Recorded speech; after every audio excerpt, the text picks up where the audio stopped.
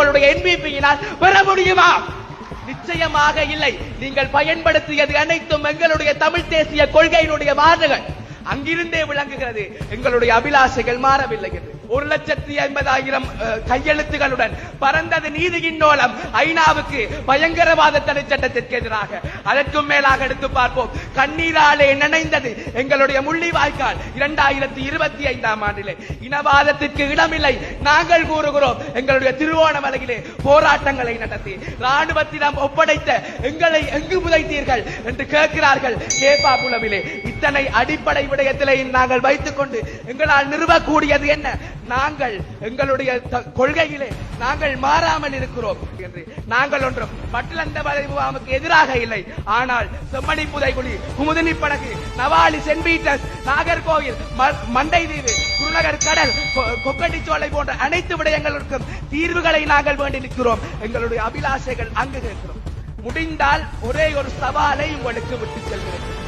எங்களுடைய என்பிபி அரசாங்கம் எங்களுக்கான தீர்வுகளை, காணிகளை விடுவிக்க மாட்டோம், நினைவேந்தலுடைய உரிமையை மறுக்கிறோம் என்று கூறிவிட்டு ஒரு வாக்காவது எங்களுடைய வடக்கிலேயும் கிழக்கிலேயும் பெற்று காட்டட்டும்.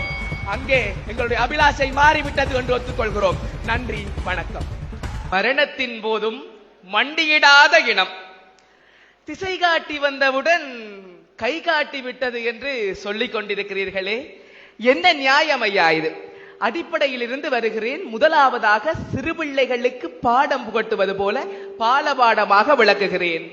எங்களுடைய போருக்கு பின்னரான இந்த கால பகுதியிலாக இருக்கட்டும், விடுதலை போராட்டம் நடந்து கொண்டிருந்த கால பகுதியிலாக இருக்கட்டும், எங்களுடைய தமிழ் மக்களிலே ஒரு பகுதியினர் தேசிய கட்சிகளுக்கு வாக்களித்துக் கொண்டுதான் இருக்கிறார்கள் என்பதை நீங்கள் முதலாவதாக புரிந்து கொள்ள வேண்டும். அந்த இடத்திலே அவர்களுடைய அபிலாஷைகளாக சில தேவைகளும் அவர்களுடைய வேலை வாய்ப்புகளும் இருந்து வருகிறது. அந்த இடத்தை நாங்கள் நிறுவுகிறோம் பாருங்கள். முதலாவதாக யாழ்ப்பாணத்திலும் வன்னியிலும் 2015ஆம் ஆண்டு இந்த தேசிய கட்சிகள் பெற்ற வாக்கினது எண்ணிக்கையானது 1,28,000 வாக்குகள். 2020 இந்த வாக்குகளானது அதிகரித்திருக்கிறது. எவ்வாறு என்றால் 2,13,000 வாக்குகளான அதே வாக்குகள் தான் இன்று என்பிபி இடத்திலே சென்றிருக்கிறது. இங்கு தமிழ் மக்களுடைய அபிலாஷைகள் ஒரு இடத்திலும் மாறவில்லை என்பதுதான் நிதர்சனமான விடயமாக இருக்கிறது. அதற்கும் மேலாக எடுத்து பார்ப்போம், அந்த அபிலாஷைகள் மாறுவதற்கான காரணம் என்னவென்றால், அங்கு அவர்களுடைய அந்த நோக்கானது மாறுவதற்கான காரணம் என்னவென்றால், SLPP அந்த கட்சியானது இன்று ஆட்டத்திலே இல்லை. UNPயும் SLFPயும் உடைந்து விட்டது. அடுத்ததாக இருக்கக்கூடிய தேர்வு என்பிபி ஆக இருக்கிறது. அவர்களுக்கு வாக்களித்து விட்டார்கள். இதற்கும் மேலாக நீங்கள் புரிந்து கொள்ள வேண்டிய விடயம், அடிப்படையிலே நாங்கள் பின்பற்றிக் கொண்டிருப்பது விகிதாசார ஜனநாயகம். ஆனால் நீங்கள் கூறிய அந்த அமெரிக்காவினுடைய அந்த விரிவுரையாளர் சொல்லுகிறார் தேர்தல் முடிவுகள் என்று. நாங்களும் தேர்தல் முடிவுகளையே காட்டுகிறோம். எங்களுடைய அடிப்படையிலே 3 ஆசனத்தை பெற்றிருக்கக்கூடிய என்பிபி ஏன் எட்டது என்றால், முதலாவதாக யாழ்ப்பாணத்தை எடுத்து பார்ப்போம். என்பிபி ஆனது பெற்ற வாக்கு வெறுமனவே 80,000 வாக்குகள். ஆனால் எங்களுடைய தமிழ் தேசிய தலைமைகள் பெற்ற வாக்கு 1,80,000, மொத்தம் 2 மடங்காக இருக்கிறது. வன்னியிலே எங்களுடைய என்பிபி ஆனது பெற்ற வாக்கானது வெறுமனவே 39,000. ஆனால் இந்த தமிழ் தேசியம் பேசிய கட்சிகள் பெற்ற வாக்குகள் 60,000 வாக்குகளை பெற்று இருக்கிறது. எங்களுடைய தமிழ் தேசியத்தினுடைய தலைமை பீடமாக கருதப்படக்கூடிய மட்டக்களப்பிலே என்பிபி ஆனது பெற்ற வாக்கு வெறுமனவே 50,000. ஆனால் எங்களுடைய தமிழ் தேசியம் பேசிய கட்சிகள் பெற்ற வாக்கானது 1,50,000. அதிகரிப்பு 3 மடங்காக அதிகரித்திருக்கிறது. இதிலிருந்தே விளங்குகிறது எங்களுடைய அபிலாஷைகள் மாறவில்லை.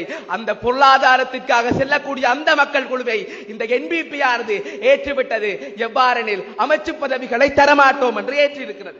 அதற்கும் மேலாக அம்பாறையை எடுத்து பார்ப்போம். அம்பாறையிலே கடந்த வருடம், அதாவது 2020ஆம் ஆண்டு நடைபெற்ற தேர்தலிலே எங்களுடைய தமிழ் கட்சிகள் பெற்ற வாக்கு வெறுமனவே 20,000. ஆனால் 2024ஆம் ஆண்டு புரட்சி நிகழ்ந்தது. ஒரு ஆசனத்தை பெற்றது எங்களுடைய தமிழ் கட்சிகள். அதற்கும் மேலாக திருவோணமலையிலே 2010, 2015, 2020, 2024ஆம் ஆண்டு வரை ஒரு ஆசனத்தை நாங்கள் எங்களுடைய தமிழ் தேசியத்தினுடைய அடிப்படையாக வைத்திருக்கிறோம் என்பதுதான் எங்களுடைய வாதமாக இருக்கிறது. நீங்கள் உளவு கூறுகிறீர்கள் அபிலாஷை மாறிவிட்டது. நான் ஒன்றை கேட்கிறேன், வடக்கிலே நீங்கள் எங்களுடைய தேசிய தலைவருடைய பெயரை இல்லாமல் ஒரு வாக்கையாவது உங்களுடைய என்பிபியினால் பெற முடியுமா? நிச்சயமாக இல்லை. நீங்கள் பயன்படுத்தியது அனைத்தும் எங்களுடைய தமிழ் தேசிய கொள்கையினுடைய வார்த்தைகள். அங்கிருந்தே விளங்குகிறது எங்களுடைய அபிலாஷைகள் மாறவில்லை என்று. இதற்கும் மேலாக நீங்கள் அபிலாஷைகள் மாறிவிட்டது என்று கூறுகிறீர்கள் என்றால், எங்களுக்காக ஒரு தலைமை பீடம் இருந்தது, எங்களுக்காக எத்தனையோ பேர் உயிர் நீத்தார்கள். அவர்களை நினைவு கூறும் மாவீர தினத்தை நாங்கள் 99 தூபிகளை அமைத்தோம். 50,000 மேலே எங்களுடைய மக்களானவர்கள் அங்கு சென்று நினைவேந்தலை நடத்தி இருந்தார்கள். அதற்கும் மேலாக எடுத்து பார்ப்போம். 1,50,000 கையெழுத்துகளுடன் பறந்தது நீதியின் நோலம் ஐநாவுக்கு பயங்கரவாத தடை சட்டத்திற்கு எதிராக. அதற்கும் மேலாக எடுத்து பார்ப்போம். கண்ணீராலே நனைந்தது எங்களுடைய முள்ளிவாய்க்கால் 2025ஆம் ஆண்டிலே. இனவாதத்திற்கு இடமில்லை நாங்கள் கூறுகிறோம். எங்களுடைய திருவோணமலையிலே போராட்டங்களை நடத்தி ராணுவத்திடம் ஒப்படைத்த எங்களை எங்கு புதைத்தீர்கள் என்று கேட்கிறார்கள் கேப்பாபுலவிலே. இத்தனை அடிப்படை விடயத்திலே நாங்கள் வைத்துக் கொண்டு எங்களால் நிறுவக்கூடியது என்ன? நாங்கள் எங்களுடைய கொள்கையிலே நாங்கள் மாறாமல் இருக்கிறோம். தமிழ் கட்சிகளுடைய பிளவினால் வாக்குகள் சிதறடிக்கப்பட்டிருக்கிறது. எங்களுடைய அபிலாஷைகள் மாறாமல் தான் இருக்கிறது என்பதுதான் அடிப்படை வாதமாக இருக்கிறது. உள்ளூராட்சி தேர்தலை எடுத்து பார்ப்போம். உள்ளூராட்சி தேர்தலில் என்ன நடந்தது? மே மாதம் 13ஆம் தேதி நடந்தது. என்பிபியால் அமைக்கப்பட்ட செம்மணி ஆய்வுக்குழு. ஒரு தமிழ் பிரதிநிதித்துவம் இல்லை. அபிலாஷைகளை கேள்விக்குட்படுத்தினீர்கள். அதற்கும் மேலாக சங்கும் சைக்கிளும் இணைந்தது.